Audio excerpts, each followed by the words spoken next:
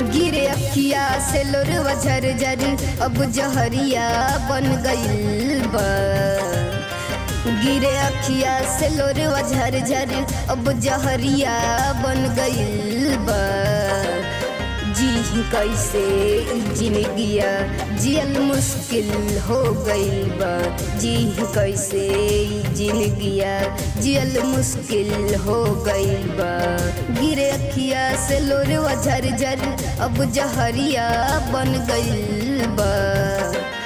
जी कैसे जिंदगिया जियल मुश्किल हो गइल बा। जी कैसे जिंदगिया जियल मुश्किल हो गइल बा।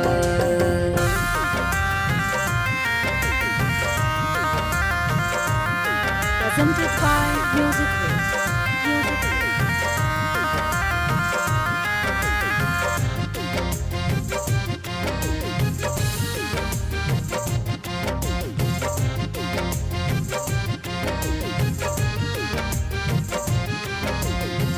देहलू ऐसन जखम मरहम लगौल से न भरता।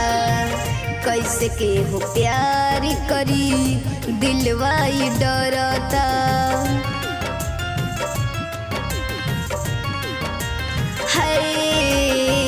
देहलू ऐसन जखम मरहम लगौल से न भरता।